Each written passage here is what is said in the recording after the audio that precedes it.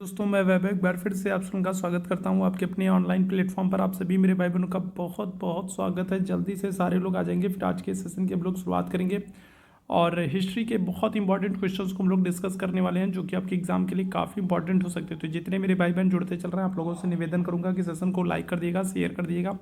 Channel पर पहली बार होंगे तो सब्सक्राइब जरूर कर लिएगा ताकि जब भी हम लोग लाइव आते हैं तो उसकी नोटिफिकेशन आपको मिलती रहा करे।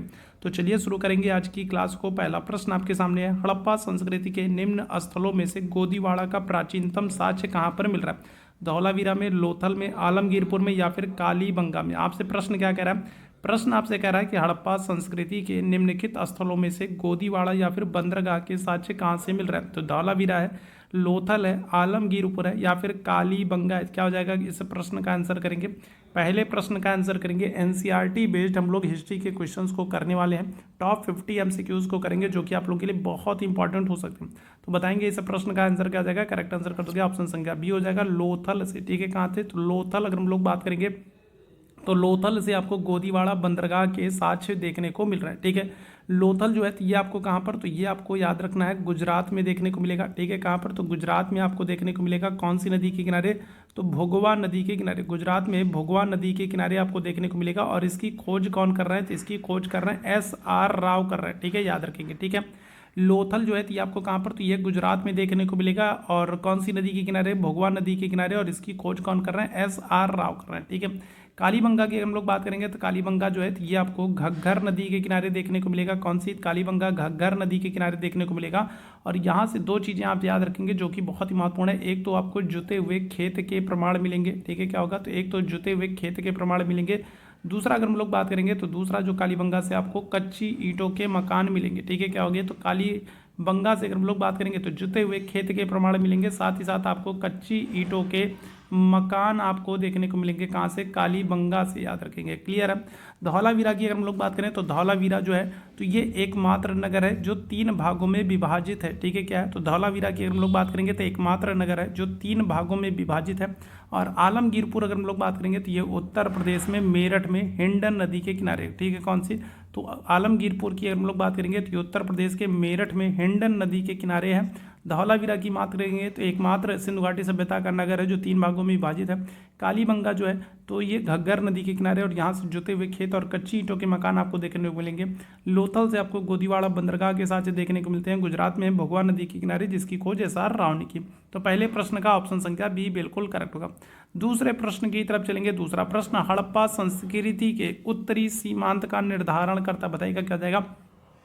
तो हड़प्पा संस्कृति में अगर हम लोग बात करेंगे तो हड़प्पा संस्कृति के उत्तरी सीमांत का निर्धारण करता है, बताएंगे क्या हो जाएगा? इस प्रश्न का आंसर करेंगे। चलिए जल्दी से बताइएगा। हड़प्पा संस्कृति में अगर हम लोग बात करेंगे तो सबसे उत्तरी सीमांत का निर्धारण कौन करता है? हड़प्पा करता है, रोपड़ करता है, राखीगढ़ी करता है या फिर मांडा करता है? क्या हो जाएगा? तो देखो अगर हम लोग सिंधु घाटी सभ्यता में हड़प्पा संस्कृति में अगर हम लोग सबसे उत्तरी बिंदु की बात करेंगे तो सबसे उत्तरी जो बिंदु है वो है मांडा। ठीक है, कौन है? तो मांडा है। कहाँ पर है? तो ये जम्मू एंड कश्मीर में है। ठीक है, कहाँ पर है? तो जम्मू एंड कश्मीर में मांडा है। और कौन सी नदी के किनारे है?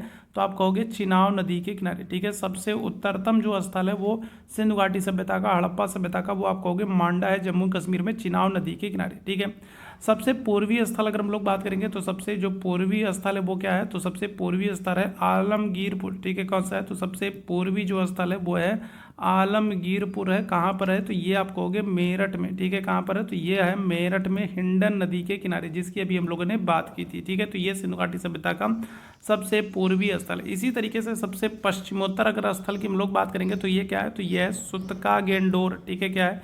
तो सबसे पश्चिमोत्तर स्थल की हम लोग बात करेंगे तो ये क्या है? तो ये सुतका गेंडोर है जो कि बलूचिस्तान में है, दास्क नदी के किनारे। ठीक है, कौन सी? तो दास्क नदी के किनारे सबसे पश्चिमोत्तर स्थल है।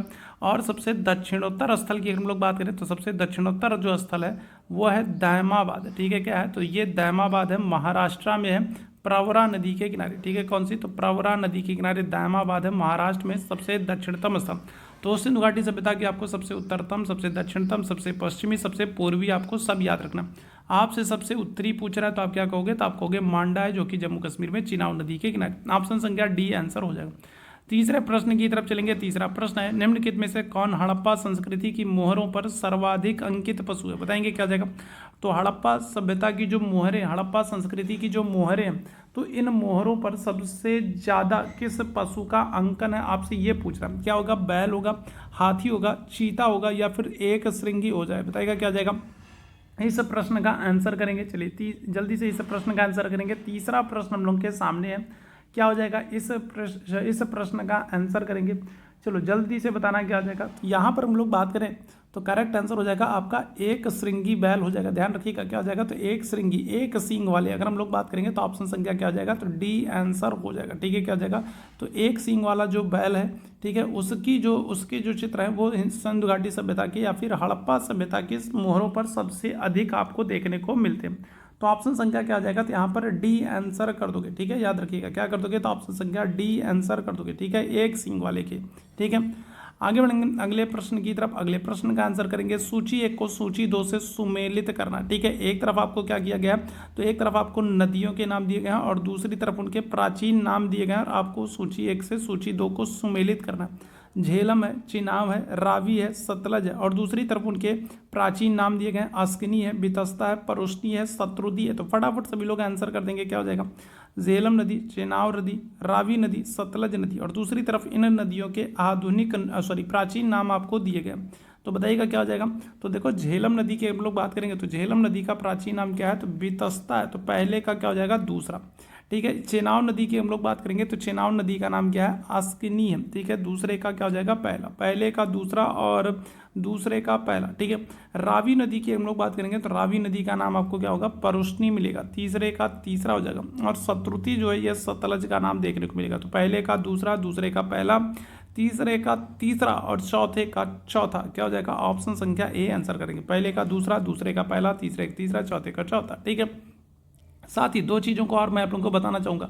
अगर आपसे पूछ ले कि सिकंदर और पोरस का युद्ध कौन सी नदी के किनारे हुआ, ठीक है, सिकंदर और पोरस का युद्ध कौन सी नदी के किनारे हुआ, तो सिकंदर और पोरस अगर हम लोग बात करेंगे तो सिकंदर और पोरस का जो युद्ध है ये झेलम नदी के किनारे हुआ। ध्यान रखिएगा कौन सी, तो झेलम नदी के किनारे सिकंदर और पोरस का युद्ध हुआ था। ठीक है, अगर आपसे पूछा जाए सिकंदर किस नदी के किनारे से वापस लौट गया, सिकंदर जो है ये क्या हो रहा है, तो ये वापस लौट जा रहा है। ठीक है, वापस लौट रहा है कौन सी नदी से, तो क्या कहोगे, तो सिकंदर वापस लौट रहा है कौन सी नदी से, तो आप कहोगे ब्यास नदी से। ठीक है, ब्यास नदी के किनारे पहुंच करके सिकंदर की विश्व विजेता बनने की जो प्यास थी वो बुझ गई। तो ब्यास नदी से सिकंदर वापस लौट जा रहा है।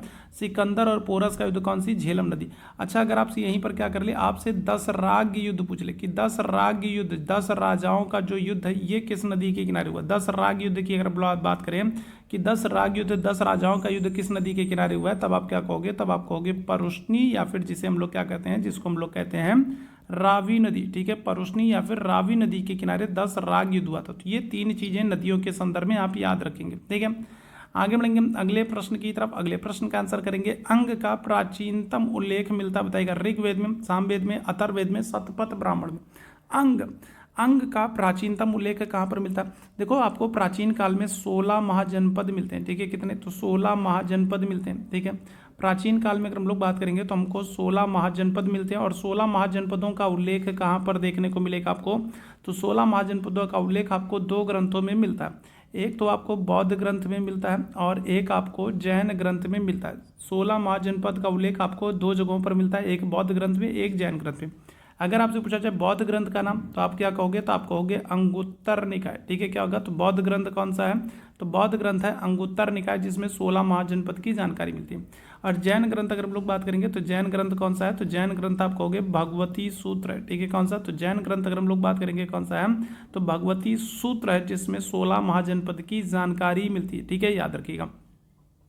अब इसी 16 महाजनपद में अगर हम लोग बात करेंगे तो एक महाजनपद कौन सा है, अंग है। ठीक है, कौन सा है, तो अंग है। और अंग की राजधानी क्या है, तो अंग की राजधानी है चंपा। याद रखिएगा क्या हो जाएगा, तो अंग की राजधानी क्या है, चंपा। 16 महाजनपद में अगर हम लोग बात करेंगे तो एक महाजनपद अंग भी है और अंग की राजधानी क्या है, चंपा है। आपने महाभारत काल में देखा होगा कि दुर्योधन ने क्या किया था, दुर्योधन ने कर्ण को अंग का राजा घोषित किया था। कर्ण को अंग राज कहा जाता था। अंग का राजा कर्ण जो है दुर्योधन का जो मित्र था कर्ण, उसको दुर्योधन ने अंग का राजा घोषित किया था, अंगराज कहा जाता था। ठीक है, तो अंग की राजधानी क्या है? चंपा है, और इसका प्राचीनतम उल्लेख आपको कहाँ पर? तो अथर्ववेद में देखने को मिलता है। ठीक है, साथ ही साथ अगर हम लोग अयोध्या की बात कर लें, ठीक है, अयोध्या की बात कर लें तो अयोध्या का भी प्राचीनतम उल्लेख जो है वो आपको कहाँ पर? तो वो भी आपको अथर्ववेद में देखने को मिलेगा, याद रखेंगे। ठीक है, तो ऑप्शन संख्या क्या हो जाएगा? तो सी आंसर हो जाएगा। ठीक, चलिए आगे बढ़ेंगे अगले प्रश्न की तरफ। अगले प्रश्न का आंसर करेंगे, निम्नलिखित में से किसे सुमेरियन लेखों में उगते सूर्य तथा हाथियों का देश कहा गया? बताइएगा। तो सुमेरियन सभ्यता में अगर हम लोग बात करेंगे तो सुमेरियन सभ्यता में किस देश को उगते हुए सूर्य का देश और हाथियों का देश कहा गया? ठीक है, अच्छा, आज अगर वर्तमान समय में अगर आपसे कहे सफ़ेद हाथियों का देश, अगर आपसे पूछ ले वर्तमान समय में अगर आपसे सफ़ेद हाथियों का देश पूछ ले तो आप आंसर क्या करोगे? अगर आज के समय में आपसे पूछ ले कि सफ़ेद हाथियों का देश किसे कहते हैं तो आप क्या कहोगे? तो आप कहोगे थाईलैंड को। ठीक है, किसको? तो थाईलैंड को क्या करते हैं? तो सफ़ेद हाथियों का देश कहते हैं। और अगर आज की डेट में आपसे पूछ ले कि उगते हुए सूर्य का देश किसे कहते हैं, तब आप आंसर क्या करोगे?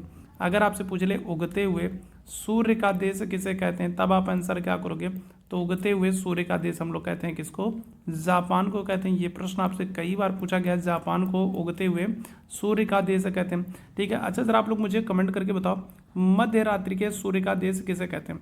जरा आप लोग ये मुझे बताओ, मध्य रात्रि के सूर्य का देश किसे कहते हैं? जरा ये आप लोग मुझे कमेंट करके बताओ, ये भी आपसे पूछा गया, मध्य रात्रि के सूर्य का देश किसे कहते हैं? तो ये आप लोग मुझे कमेंट करके बताएंगे। ठीक है, यहाँ पर फिलहाल करेक्ट आंसर हो जाएगा दिलमुन। ठीक है, क्या हो जाएगा? तो यहाँ पर करेक्ट आंसर क्या हो जाएगा? तो दिलमुन कहोगे। दिलमुन को उगते हुए सूर्य और हाथियों का देश कहा जाता था प्राचीन काल में, या फिर कहेंगे सुमेरियन लेखों में, सुमेरियन सभ्यता में। ठीक है, आगे बढ़ेंगे अगले प्रश्न की तरफ। अगले प्रश्न का आंसर करेंगे, मलेरिया के साक्ष्य कहाँ से प्राप्त हो रहे हैं? मोहनजोदाड़ो से, दायमाबाद से, भगवानपुरा से, राखीगढ़ी से। तो अगर हम लोग बात करेंगे तो मलेरिया के साक्ष्य आपको कहाँ से मिल रहे हैं, इस प्रश्न का आंसर करेंगे। चलिए जल्दी से सारे लोग बताइएगा क्या हो जाएगा? तो किस स्थल से अगर हम लोग बात करेंगे, किस सिंधु घाटी सभ्यता से, सिंधु घाटी सभ्यता के किस स्थल से हमको मलेरिया के साक्ष्य मिल रहा है? अच्छा, मलेरिया की हम लोग बात करेंगे ना, तो मलेरिया जो है, ये मलेरिया की हम लोग बात करें तो यहाँ मलेरिया के संदर्भ में कुछ चीज़ों को आप याद रखिएगा। मलेरिया जो है तो ये प्लाज्मोडियम नामक परजीवी से होता है। ठीक है, किससे? तो अगर हम लोग बात करेंगे तो प्लाज्मोडियम नामक परजीवी से होता है। ठीक है, क्या होता है? प्लाज्मोडियम नामक परजीवी से होता है, और मलेरिया परजीवी से होता है। इसकी खोज किसने की है? तो आप कहोगे रोनाल्ड रॉस ने की है। ठीक है, किसने? तो रोनाल्ड रॉस ने ही सबसे पहले पता लगाया था कि मलेरिया जो है वो किससे? तो वो जो है परजीवी प्रोटोजोआ से होता है। और किससे? तो प्लाज्मोडियम नामक परजीवी प्रोटोजोआ से। ठीक है, और अगर हम लोग बात करें मलेरिया दिवस कब मनाते हैं तो क्या हो जाएगा? तो आप कहोगे 25 अप्रैल को। ठीक है, कब? तो 25 अप्रैल को मलेरिया दिवस मनाते हैं। ठीक है, क्या करते हैं? 25 अप्रैल को मलेरिया दिवस मनाते हैं। और जो सिनकोना की छाल होती है ना, सिनकोना कोनैन जो छाल होती है, सिनकोना की जो छाल होती है, उससे क्या होता है? तो उससे अगर हम लोग बात करेंगे तो मलेरिया की दवा बनाई जाती है। ठीक है, मलेरिया के इलाज में महत्वपूर्ण होती है सिनकोना की छाल।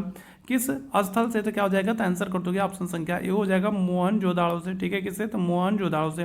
मोहनजोदाड़ो के संदर्भ में अगर हम लोग बात कर लें, ठीक है, मोहनजोदाड़ो से अगर हम लोग बात कर लेंगे तो मोहनजोदाड़ो के संदर्भ में आप याद रखेंगे इसकी जो खोज है ये 1922 में हो रही है। और कौन करेंगे? तो इसकी खोज 1922 में सिंधु नदी के किनारे हो रही है। कौन कर रहे हैं? तो राखल दास बनर्जी कर रहे हैं। ठीक है, कौन कर रहे हैं?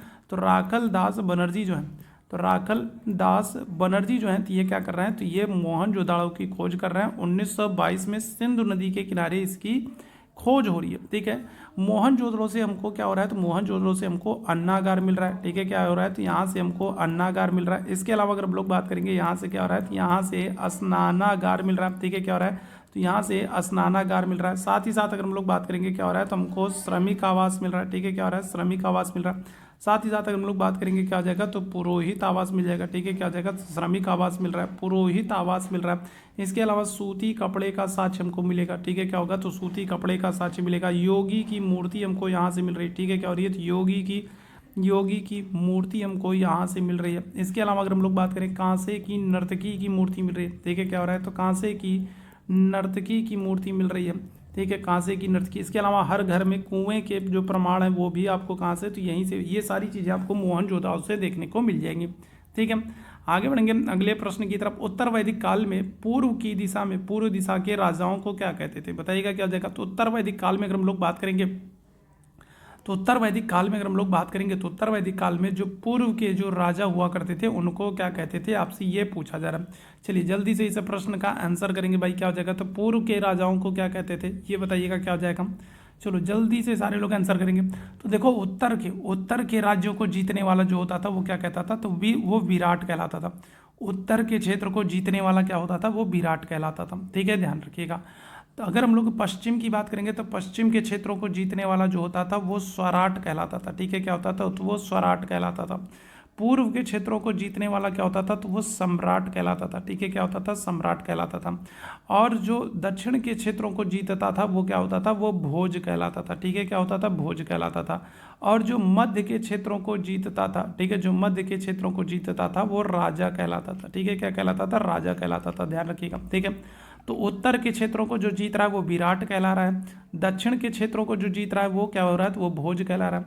पूर्व के क्षेत्रों को जो जीत रहा है वो क्या हो रहा है, वो सम्राट कहला रहा है। और जो पश्चिम के क्षेत्रों को जीत रहा है वो क्या हो रहा है, तो वो अगर हम लोग बात करेंगे तो वो स्वराट कहला रहा है। और मध्य क्षेत्र को अगर हम लोग बात करेंगे क्या हो रहा है, तो राजा हो रहा है। ठीक है, क्या हो रहा है, तो राजा हो रहा है। ठीक है, ध्यान रखिएगा। और जो इन सम्मिलित क्षेत्रों को जो जीत ले, उत्तर दक्षिण पूर्व पश्चिम, जो सबको जीत ले, ठीक है, जो सबको जीत ले, वो क्या होता था, वो चक्रवर्ती सम्राट कहलाता था। ठीक है, क्या होता था, तो वो चक्रवर्ती सम्राट कहलाता था। जो सबको जीत ले वो चक्रवर्ती सम्राट कहलाता था। आपसे क्या पूछ रहा है, आपसे पूछ रहा है उत्तर वैदिक काल में पूर्व दिशा के राजाओं को क्या कहते थे, तो आप क्या कहोगे, तो आप कहोगे सम्राट कहेंगे। ठीक है, क्या कहेंगे, तो आप कहोगे सम्राट कहेंगे। ऑप्शन संख्या क्या हो जाएगा, डी आंसर हो जाएगा। आगे बढ़ेंगे अगले प्रश्न की तरफ। अगले प्रश्न का आंसर करेंगे, गौतम बुद्ध के जीवन काल में संघ का नायक कौन बनना चाहता था, बताइएगा क्या हो जाएगा। तो गौतम बुद्ध के जीवन काल में ही अगर हम लोग बात करेंगे तो बौद्ध संघ का प्रमुख कौन बनना चाहता था, देवदत्त है, महाकश्यप है, उपाली है, या फिर इनमें से कोई नहीं। तो कौन ऐसा है जो क्या हो रहा है, जो गौतम बुद्ध के जीवन काल में ही बौद्ध संघ का प्रमुख बनना चाह रहा है, क्या हो जाएगा। तो करेक्ट आंसर कर देंगे ऑप्शन संख्या ए हो जाएगा, देवदत्त हो जाएगा। देवदत्त जो है तो ये महात्मा बुद्ध का चचेरा भाई था और ये महात्मा बुद्ध से बहुत अधिक ईर्ष्या करता था। और संघ को तोड़ने के उद्देश्य से ही इसने क्या किया था, इसने बौद्ध धर्म को ज्वाइन किया था, बौद्ध धर्म ग्रहण किया था कि हम बौद्ध धर्म को जो है ग्रहण कर लेंगे और फिर बौद्ध धर्म में शामिल होकर के बौद्ध भिक्षुओं को महात्मा बुद्ध के खिलाफ भड़काएंगे और संघ को तोड़ेंगे ताकि जो है क्या हो जाए, इनका जो धर्म है, इनका जो धम्म है वो क्या हो जाए, कमजोर पड़ जाए। तो ये गौतम बुद्ध के जीवन काल में ही जो देवदत्त है, जो महात्मा बुद्ध का चचेरा भाई है, ये संघ का प्रमुख बनना चाहता था। ऑप्शन संख्या क्या आ जाएगा, ए आंसर हो जाएगा। आगे बढ़ेंगे अगले प्रश्न की तरफ। अगले प्रश्न का आंसर करेंगे, पंचवृष्ण वीरों का उल्लेख कहाँ पर मिलता है, हेलियोडोरस के बेसनगर अभिलेख में, मोरा अभिलेख में, घोसुंडी अभिलेख में, या फिर नानाघाट अभिलेख में। पंचवृष्टि वीरों का उल्लेख आपको कहाँ पर देखने को मिलेगा, तो ये बताइएगा क्या हो जाएगा। चलिए जल्दी से सारे लोग आंसर करेंगे, क्या हो जाएगा। तो पंचवृष्टि वीरों का उल्लेख जो है ये आपको मथुरा के पास मोरा नामक अभिलेख में देखने को मिल जाएगा। तो ऑप्शन संख्या क्या आ जाएगा, तो बी आंसर कर देंगे। ठीक है, अच्छा, जो ये हेलियोडोरस का जो बेस नगर अभिलेख है ये अपने आप में बहुत महत्वपूर्ण, याद रखिएगा। हेलियोडोरस की अगर हम लोग बात करेंगे तो हेलियोडोरस का बेस नगर जो अभिलेख है यहाँ पर, इसको हम लोग और क्या करते हैं, इसको हम लोग गरुड़ स्तंभ लेख भी कहते हैं। ठीक है, क्या करते हैं, तो इसको गरुड़ स्तंभ लेख भी कहते हैं। ये बहुत इंपॉर्टेंट है, यहाँ से प्रश्न बनता है तो मैं आप लोगों को बता देता हूँ।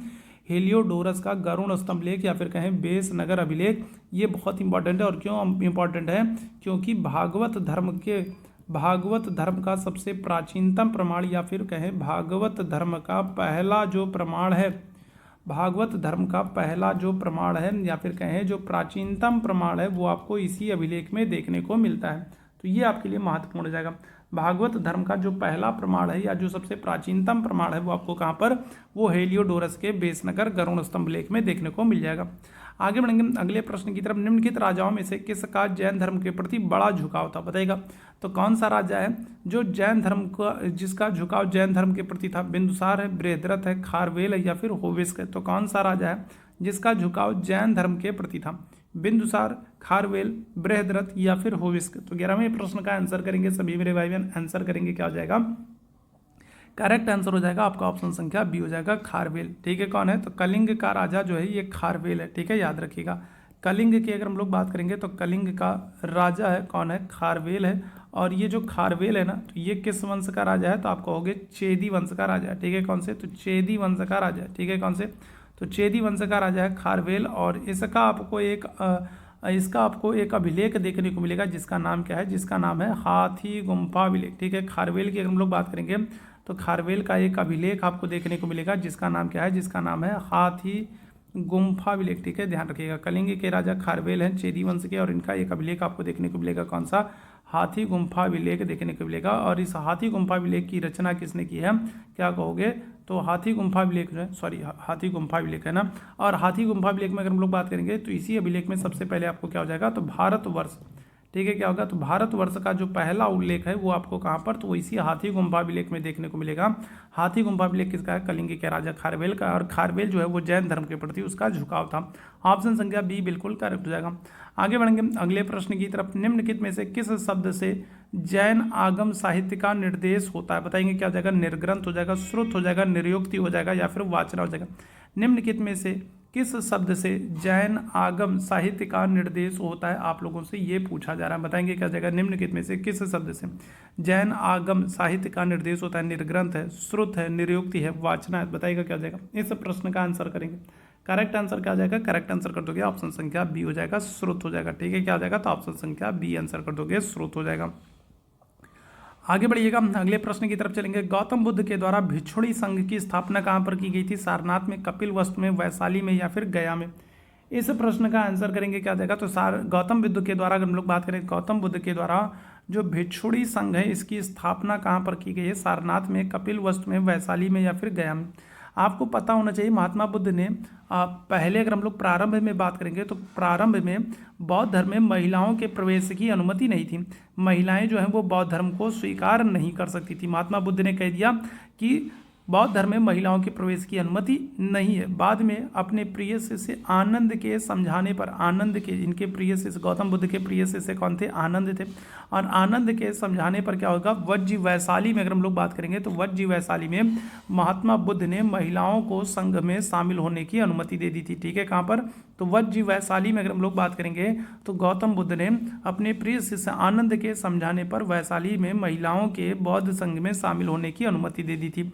और जो पहली महिला थी वो कौन थी, तो पहली महिला थी प्रजापति गौतमी, जो कि इनकी मौसी थी। ठीक है, कौन थी, तो प्रजापति गौतमी जो है, जो कि महात्मा बुद्ध की मौसी थी। इन्होंने सबसे पहले बौद्ध संघ को ग्रहण किया था, याद रखेंगे। ठीक है, तो ऑप्शन संख्या क्या जाएगा, तो सी आंसर हो जाएगा, वैशाली में। अगले प्रश्न की तरफ चलेंगे। निम्न में से किस तीर्थंकर की मूर्तियां सर्प फन से लक्षित हैं, बताइएगा क्या जाएगा, तो महावीर है, पार्श्वनाथ है, अरिष्ट नेमी या फिर ऋषभनाथ, बताएंगे क्या जाएगा।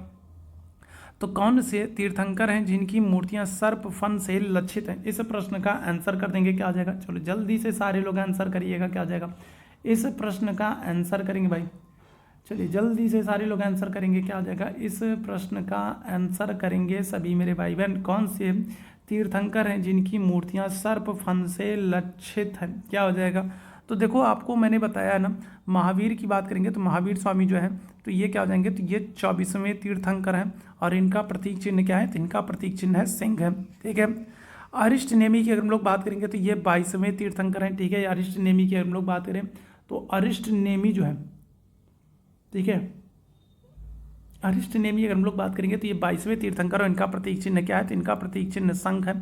ठीक है, क्या है, शंख है। पार्श्वनाथ की अगर हम लोग बात करेंगे तो ये 23वें तीर्थंकर, और इनका प्रतीक चिन्ह क्या है, तो इनका प्रतीक चिन्ह जो है वो सर्प है। ठीक है, क्या है, तो 23वें तीर्थंकर जो है तो वो पार्श्वनाथ है, और इनका प्रतीक चिन्ह क्या है, तो सर्प है।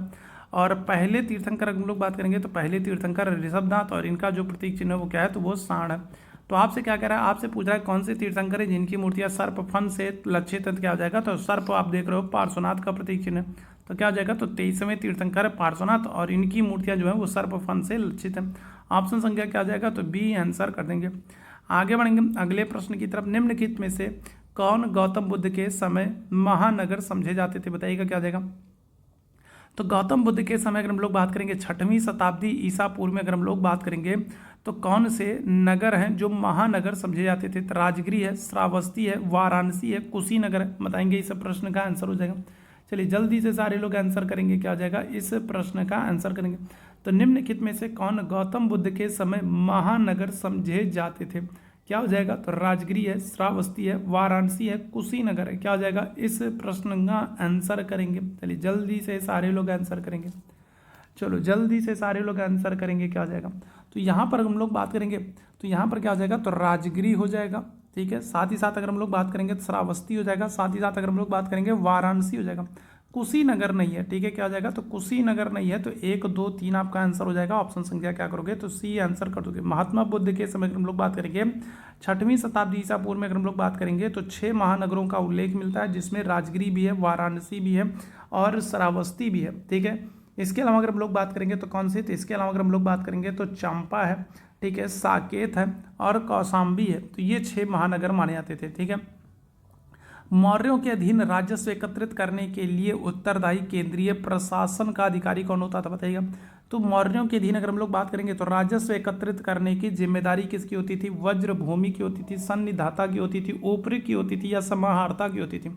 मौर्यों के अधीन राजस्व एकत्रित करने की जिम्मेदारी किसकी होती थी, ये आप लोगों से पूछा जा रहा है। क्या हो जाएगा, तो आंसर कर दोगे ऑप्शन संख्या डी हो जाएगा, समाहर्ता की। ठीक है, क्या हो जाएगा, तो राजस्व एकत्रित करने का काम समाहर्ता का होता था। और सन्निधाता जो होता था, ये भी आपसे बहुत पूछा जाता है, तो ये क्या होता था, तो ये कोषाध्यक्ष होता था। ठीक है, क्या हो जाता था, तो सन्निधाता जो होता था ये कोषाध्यक्ष होता था और समाहर्ता जो है ये क्या करता था, तो ये जो है राजस्व एकत्रित करने का। चलिए आगे बढ़ेंगे। अगला प्रश्न आपके सामने है, मौर्य शासक बिंदुसार के द्वारा निम्नलिखित में से किससे कुछ अंजीर अंगूर की मदिरा तथा एक यूनानी दार्शनिक भेजने को कहा गया था। सीरिया के राजा एंटियोकस से, एपीरस का अलेक्जेंडर से, मिस्र के राजा टालमी फिलाडेल्फस से। तो इस प्रश्न का आंसर करेंगे, 17वें प्रश्न का आंसर करेंगे। क्या हो जाएगा करेक्ट आंसर, आंसर कर दोगे ऑप्शन संख्या ए हो जाएगा। सीरिया के राजा जो एंटियोकस हैं, तो इनसे बिंदुसार ने 3 चीज़ों की मांग की थी। एक तो सूखी अंजीर की मांग की थी, दूसरा अगर हम लोग बात करेंगे तो मदिरा की बात की थी, और तीसरी जो चीज़ है वो है यूनानी दार्शनिक की मांग की थी। ऑप्शन संख्या क्या आ जाएगा, ए आंसर हो जाएगा। ठीक है, ध्यान रखिएगा। बिंदुसार की हम लोग बात करेंगे तो बिंदुसार को यूनानी लेखकों ने अमित्रोचेटस का, ठीक है, क्या कहा है, तो अमित्रोचेटस का है। संस्कृत में अगर हम लोग बात करेंगे तो इनका नाम अमित्र घात मिलता है। ठीक है, क्या होता है, तो अमित्र घात इनका नाम मिलता है। ठीक है, याद रखेंगे। जैन लेखकों में अगर हम लोग बात करेंगे तो इनको सिंह सेन भी कहा गया है। ठीक है, बिंदुसार को क्या किया गया, तो जैन लेखकों में, जैन ग्रंथों में सिंह सेन कहा गया है। संस्कृत में अमित्र घात इनका नाम मिलता है, शत्रुओं का नाश करने वाला, और यूनानी लेखकों ने इन्हें अमित्रोचेटस कहा, याद रखेंगे। आगे बढ़ेंगे अगले प्रश्न की तरफ। सूची 1 को सूची 2 से सुमेलित करना है। ठीक है, एक तरफ अगर हम लोग बात करेंगे तो मौर्यकालीन कुछ प्रमुख नगरों के नाम दिए गए हैं और दूसरी तरफ उनके प्रमुख केंद्रों के नाम दिए गए। ठीक है, एक तरफ आपको क्या किया गया, तो एक तरफ आपको मौर्यकालीन कुछ नगरों के नाम दिए गए और दूसरी तरफ आपको क्या किया गया, तो उनके कुछ केंद्रों के नाम दिए गए हैं और आपको मिलान करना है। तो बताइएगा क्या हो जाएगा, इस प्रश्न का आंसर करेंगे। चलिए जल्दी से बताएंगे क्या हो जाएगा। चलिए फटाफट सभी लोग आंसर करेंगे क्या हो जाएगा। तो देखो अवंती की अगर हम लोग बात करेंगे तो अवंती का क्या हो जाएगा, अवंती का उज्जैनी हो जाएगा, उज्जैन हो जाएगा। तो बी का पहला आपको कहाँ पर दिख रहा है, बी का पहला आपको एक ही ऑप्शन में दिख रहा है। ऑप्शन संख्या क्या आ जाएगा, ए आंसर हो जाएगा। ठीक है, उत्तरी अंचल की अगर हम लोग बात करेंगे तो उत्तरी अंचल ये आपको कहाँ पर, तो ये गांधार की राजधानी तक्षशिला देखने को मिल जाएगा। और दक्षिणी अंचल अगर हम लोग बात करेंगे तो ये आपको कहाँ पर, तो ये आपको सुवर्णगिरी कर्नाटक में देखने को मिल जाएगा।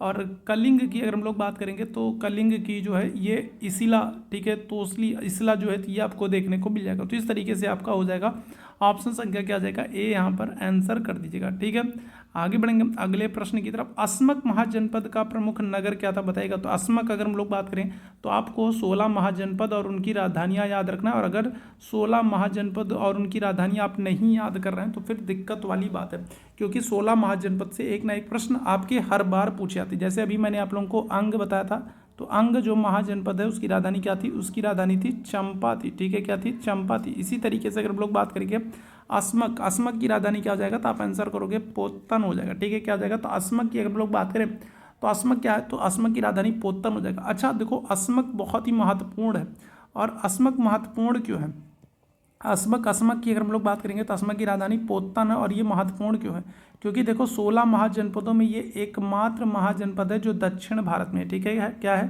तो एकमात्र महाजनपद है जो दक्षिण भारत में पड़ता है। 16 महाजनपदों में अगर हम लोग बात करेंगे तो एकमात्र महाजनपद जो क्या हो रहा है, जो दक्षिण भारत में, ठीक है, कहाँ पर है, तो एकमात्र महाजनपद जो दक्षिण भारत में है, याद रखिएगा। ठीक है, चलिए आगे बढ़ेंगे अगले प्रश्न की तरफ। अगले प्रश्न का आंसर करेंगे ध्रुवाधिकरणिक का तात्पर्य क्या है, तो इस प्रश्न का आंसर करेंगे क्या हो जाएगा, तो ध्रुवाधिकरणिक की अगर हम लोग बात करेंगे तो इसका तात्पर्य क्या है, हिंदू विवाह में एक धार्मिक अनुष्ठान से धान्य में राजा के अंश को संग्रह करने वाला अधिकारी ज्योतिषी है या फिर तारों से दिशाओं का ज्ञान करने वाला नाविक।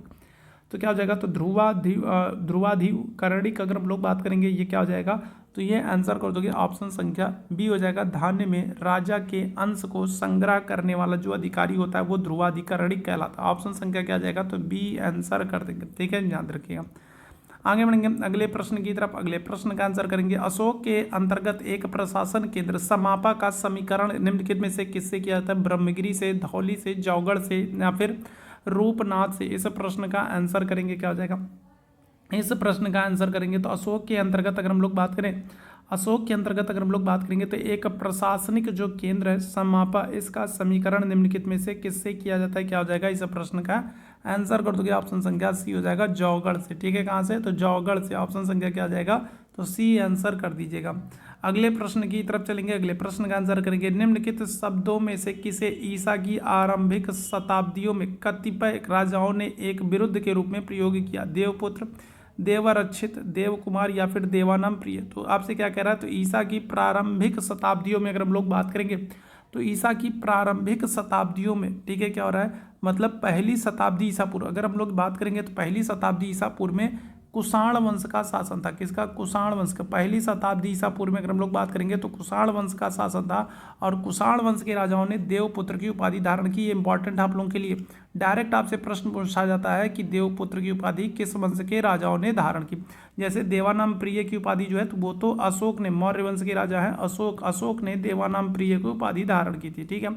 इसी तरीके से आपसे पूछ लेता है कि कुषाण वंश के राजाओं ने कौन सी उपाधि धारण की थी, तो आप याद रख लेंगे कौन सी, देवपुत्र की उपाधि, ठीक है। आगे बढ़ेंगे अगले प्रश्न की तरफ। चोलों के अधीन चतुर्वेद मंगलम शब्द का अभिप्राय क्या है, एक अग्रहार है, 4 वेदों का एक संग्रह है, 4 पुरोहितों के द्वारा संपन्न होने वाला एक यज्ञ है या फिर एक गोत्र है। क्या हो जाएगा, चतुर्वेद मंगलम अगर हम लोग बात करेंगे तो ये क्या हो जाएगा, बताएगा। चोलों के अधीन चतुर्वेद मंगलम अगर हम लोग बात करेंगे क्या हो जाएगा, तो ये एक अग्रहार है। अग्रहार क्या होता था, तो अग्रहार के संदर्भ में याद रखेंगे ब्राह्मणों को, ठीक है, क्या होता था, कर मुक्त जो भूमि प्रदान की जाती थी, ठीक है, क्या होता था, तो ब्राह्मणों की अगर हम लोग बात करेंगे तो ब्राह्मणों को, ठीक है, तो ब्राह्मणों को अगर हम लोग बात करेंगे तो ब्राह्मणों को कर मुक्त जो भूमि प्रदान की जाती थी, ठीक है, क्या होता था, जो कर मुक्त भूमि प्रदान की जाती थी, ठीक है, उसको अगर हम लोग बात करेंगे तो उसको, या फिर कहेंगे ब्राह्मणों का जो एक संगठन होता था उसको क्या करते थे, तो उसको चतुर्वेद मंगलम कहा जाता था, ठीक है। आगे बढ़ेंगे अगले प्रश्न की तरफ। सूची 1 को यहाँ पर 2 कथन दिए गए हैं और आपको बताना है कौन सा कथन सत्य है, ठीक है। कुषाणों के अंतर्गत फारस की खाड़ी तथा लाल सागर से होकर के समुद्री व्यापार होता था। दूसरा आपसे कह रहा है कि उनके पास एक कुशल नौसेना थी। तो आपको पता है कि जो कनिष्क है, तो कनिष्क ने क्या किया था, कनिष्क की अगर हम लोग बात करेंगे तो महान जो सिल्क रूट है, सिल्क रूट की शुरुआत करने का जो श्रेय है, सिल्क रूट की जो शुरुआत करने का जो श्रेय है वो कनिष्क को जाता है। कनिष्क ने क्या किया था, कनिष्क ने चीन से, भारत से होते हुए मध्य एशिया तक सिल्क रूट मार्ग को जोड़ दिया था। प्राचीन सिल्क रूट मार्ग को इसने क्या किया था, चाइना से यूरोप तक, ठीक है, रोम तक जो है जोड़ने का काम किया था कनिष्क ने। और इसके समय में फारस की खाड़ी से होते हुए, लाल सागर से होते हुए समुद्री व्यापार होता था। ये बिल्कुल एकदम सही है। उसके पास कुशल नौसेना थी। तो अगर हम लोग कनिष्क की बात करेंगे तो कनिष्क की राजधानी कहाँ पर है, तो आप देखोगे पुरुषपुर, पेशावर में, और चारों तरफ भूमि है। तो जब चारों तरफ भूमि है तो फिर वो नौसेना कहाँ रखेगा, जल सेना कहाँ रखेगा, तो उसके पास एक कुशल नौसेना थी। ये गलत हो जाएगा। तो क्या हो जाएगा, तो केवल एक सही होगा, ए सही है, आर क्या हो जाएगा, गलत हो जाएगा, याद रखेंगे, ठीक है।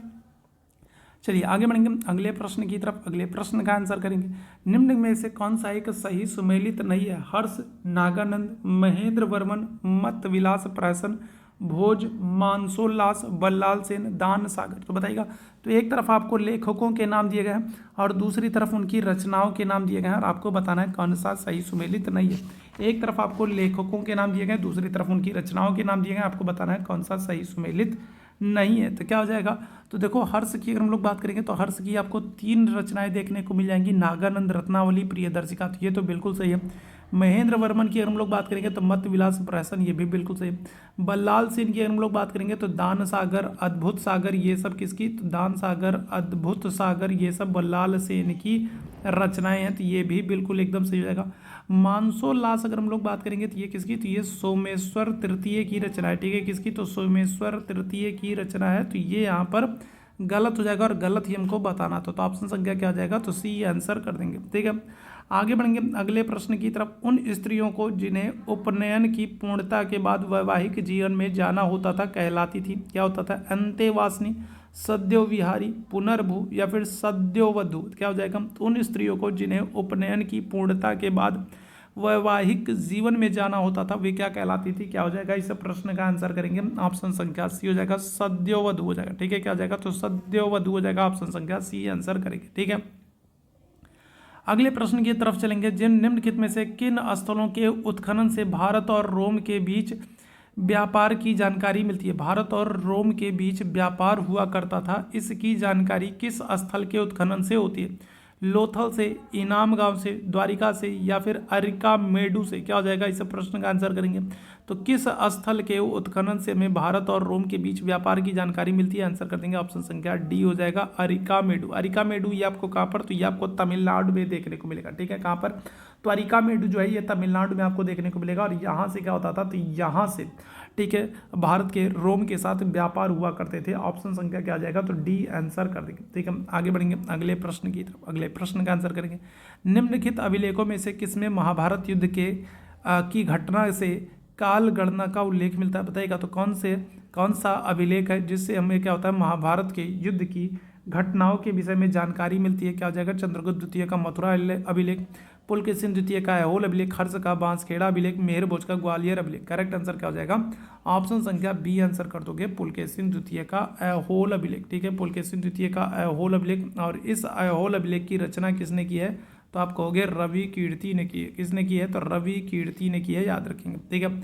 आगे बढ़ेंगे अगले प्रश्न की तरफ। सूची 1 को सूची 2 से कथन कारण वाले प्रश्न है, कथन कारण वाला प्रश्न है, आपको दिया गया और आपको बताना कौन सा सही होगा।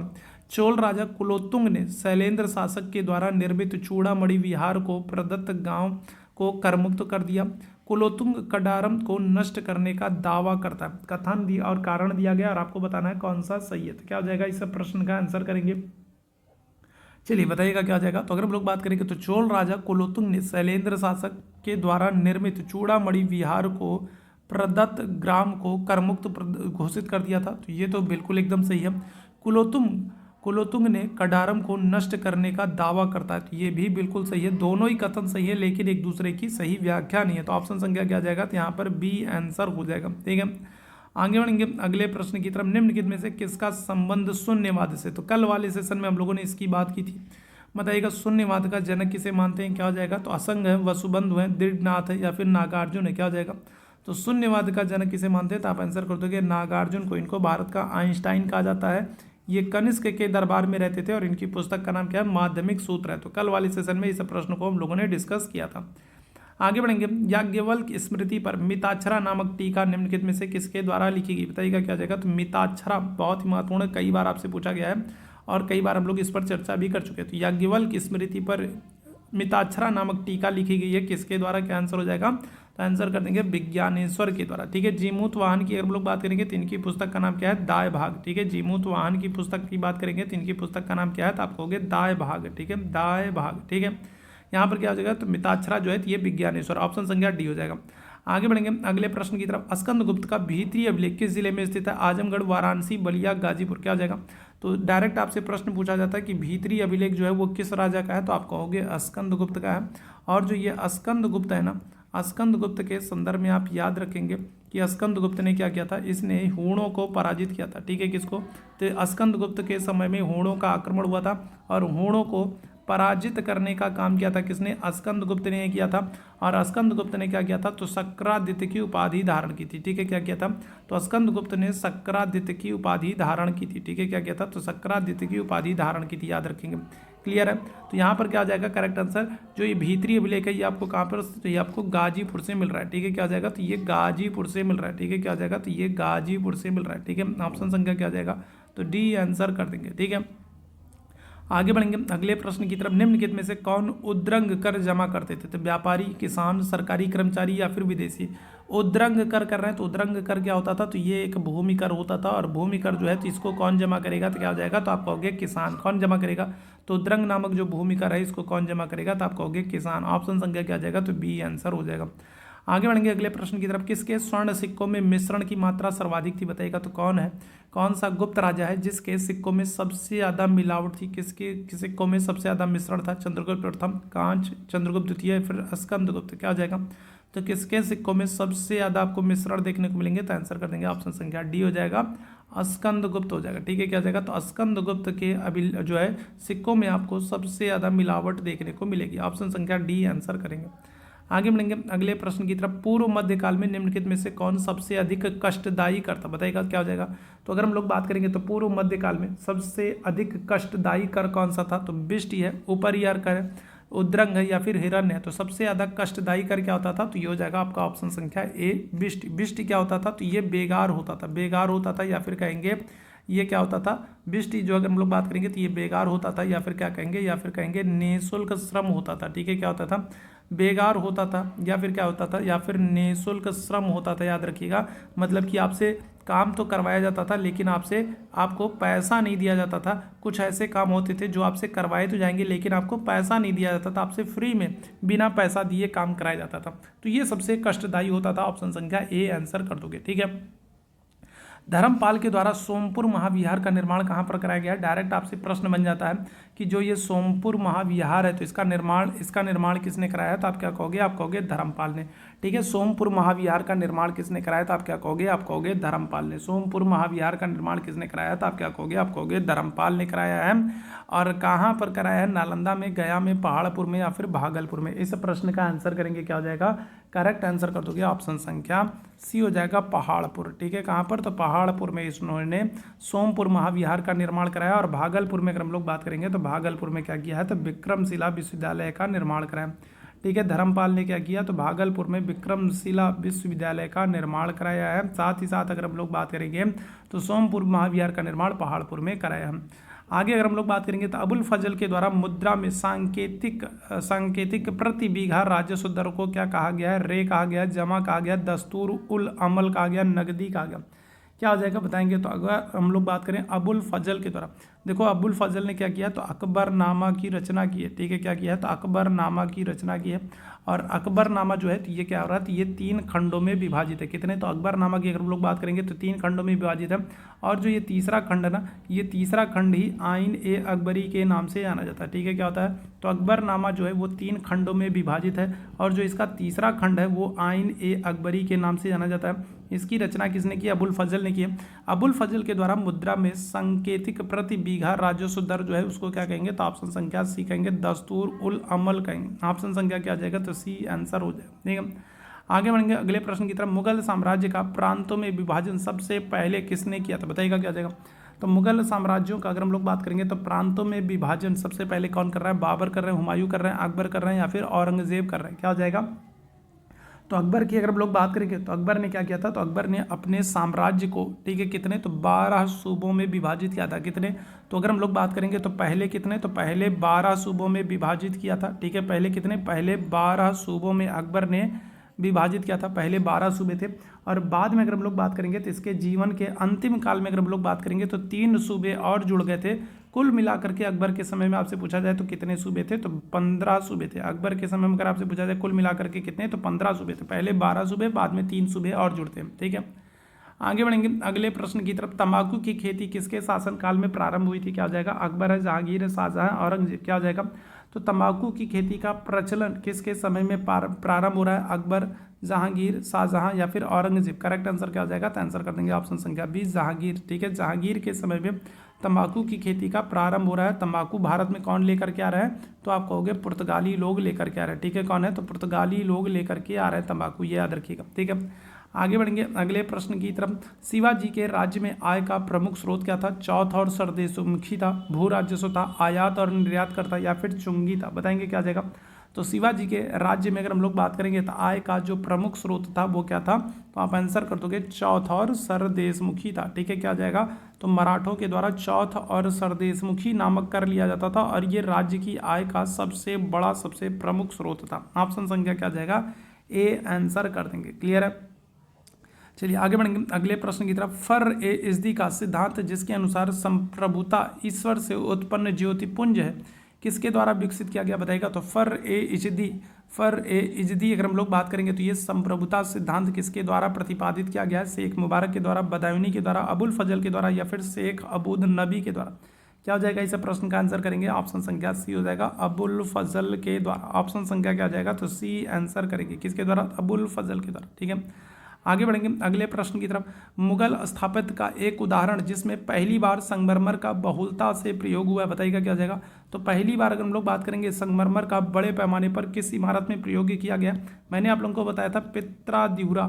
ठीक है, पित्राद्यूरा रंगीन पत्थरों की जड़ाई का काम सबसे पहली बार हो रहा है और कहाँ पर होगा, तो आप आंसर कर दोगे एतमाउद्दौला के मकबरे में, जो कि आगरा में। और इसको बनवाया किसने था, तो इसको नूरजहाँ ने बनवाया था। ठीक है, याद रखिएगा एतमाउद्दौला कौन है, तो एतमाउद्दौला जो है ये नूरजहाँ के पिता हैं और नूरजहाँ ने अपने पिता का मकबरा बनवाया था, एतमाउद्दौला का मकबरा बनवाया था, जिसमें पहली बार बड़े पैमाने पर संगमरमर और पित्राद्यूरा का काम देखने को मिल रहा है। ठीक है, आगे बढ़ेंगे अगले प्रश्न की तरफ। निम्नलिखित में से किस जैन मुनि को सम्राट अकबर ने जगत गुरु की उपाधि प्रदान की थी, महत्वपूर्ण है। तो किसे जगत गुरु की उपाधि प्रदान की थी, बहुत ही महत्वपूर्ण ये प्रश्न बताएगा। अकबर ने कौन से जैन आचार्य को जगत गुरु की उपाधि प्रदान की थी, क्या आंसर हो जाएगा, आंसर कर देंगे ऑप्शन संख्या बी हो जाएगा, हरि विजय सूरी को। ठीक है, किसको, तो हरि विजय सूरी को अकबर ने जगत गुरु की उपाधि प्रदान की थी। ठीक है, आगे बढ़ेंगे अगले प्रश्न की तरफ। फारस का राजदूत अब्दुल रज्जाक किसके शासनकाल में विजयनगर है। देखो ये प्रश्न बहुत इंपॉर्टेंट है और यहाँ से कई सारे प्रश्न बन जाते हैं। जैसे पहले तो आपसे पूछ लेता है कि जो अब्दुल रज्जाक है ये किस देश से आया था, तो आप क्या कहोगे, आप कहोगे फारस से आया था। ठीक है, कहाँ से आया था, फारस से आया था। दूसरा आपसे पूछ लेता है कि अब्दुल रज्जाक किस राज्य की यात्रा पर आया था, तो आप कहोगे विजयनगर। ठीक है, किसकी, तो विजयनगर राज्य की यात्रा पर आया था अब्दुल रज्जाक। कहाँ से आया है, फारस से आया है। अब आपसे पूछ लेता है किसके समय में आया, तो अब्दुल रज्जाक किसके समय में आया, क्या आंसर कर दोगे, तो आंसर कर दोगे ऑप्शन संख्या डी हो जाएगा, देवराय द्वितीय के समय में। ठीक है, किसके समय में, तो देवराय द्वितीय के समय में अब्दुल रज्जाक जो है तो ये विजयनगर की यात्रा पर आया था, फारस से आया था। ऑप्शन संख्या डी आंसर हो जाएगा। आगे बढ़ेंगे अगले प्रश्न की तरफ। उस विजेता विजयनगर शासक का नाम इंगित कीजिए जिसने श्रीलंका की सीमा पर सैनिक अभियान किए थे। तो विजयनगर का कौन सा राजा है जिसने श्रीलंका के लिए सैनिक अभियान किया था, क्या हो जाएगा, इस प्रश्न का आंसर करेंगे। तो कौन सा राजा है जिसने श्रीलंका के लिए सैनिक अभियान किया है, करेक्ट आंसर कर दोगे ऑप्शन संख्या बी हो जाएगा, देवराय द्वितीय। ठीक है, क्या हो जाएगा, तो ऑप्शन संख्या क्या करोगे, तो बी आंसर कर दोगे, देवराय द्वितीय हो जाएगा। ठीक है, आगे बढ़ेंगे अगले प्रश्न की तरफ। कौन सा शासक तेलुगु और संस्कृत दोनों का विद्वान था, बताइएगा क्या हो जाएगा। तो कौन सा शासक है जो संस्कृत और तेलुगु दोनों का विद्वान है, बताएंगे क्या हो जाएगा, इस प्रश्न का आंसर करेंगे। करेक्ट आंसर क्या हो जाएगा, देवराय प्रथम, देवराय द्वितीय, तिरुमल राय या फिर कृष्णदेवराय। आंसर हो जाएगा कृष्णदेवराय। ऑप्शन संख्या क्या आ जाएगा, तो सी आंसर करेंगे कृष्णदेवराय। और इसकी जो पुस्तक है ना उसका नाम क्या है, उसका नाम है अमुक्त माल्यद है। ठीक है, क्या नाम है, तो इसकी बुक का नाम क्या है, अमुक्त माल्यद है। और ये जो कृष्णदेवराय है ना इसका समय तेलुगु साहित्य का स्वर्ण युग माना जाता है। ठीक है, क्या होता है, तो तेलुगु साहित्य का स्वर्ण युग माना जाता है, याद रखेंगे कृष्णदेवराय के समय को तेलुगु साहित्य का स्वर्ण युग माना जाता है, किसके समय को, कृष्णदेवराय के ही समय को। ऑप्शन संख्या सी बिल्कुल करेक्ट रहेगा।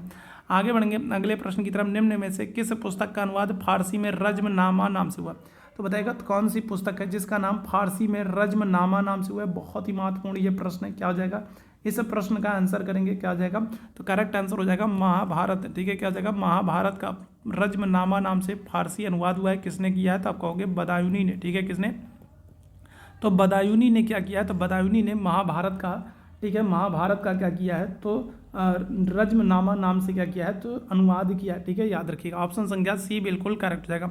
आगे बढ़ेंगे अगले प्रश्न की तरफ। ईस्ट इंडिया कंपनी की स्थापना के समय निम्न में से कौन भारत में शासन कर रहा था। देखो ईस्ट इंडिया कंपनी की जो स्थापना है ना ये हो रही है 31 दिसंबर 1600 को। ठीक है, कब, तो 31 दिसंबर 1600 को ईस्ट इंडिया कंपनी की स्थापना हो रही है। और इस समय भारत में किसका शासन है, तो आप कहोगे अकबर का। ठीक है, अकबर का जो समय है वो क्या है, तो वो है 1556 से लेकर के 1605 का। ठीक है, क्या है, तो अकबर का जो समय है वो है 1556 से लेकर के 1605 का। ऑप्शन संख्या क्या जाएगा, ए आंसर करेंगे। ठीक है, आगे बढ़ेंगे अगले प्रश्न की तरफ। औरंगजेब के समकालीन सिख गुरु थे, कौन थे, औरंगजेब अर्जुन देव थे, हरगोविंद थे, रामदास थे या तेग बहादुर थे। औरंगजेब के जो है समकालीन सिख गुरु कौन से थे, क्या हो जाएगा इस प्रश्न का आंसर।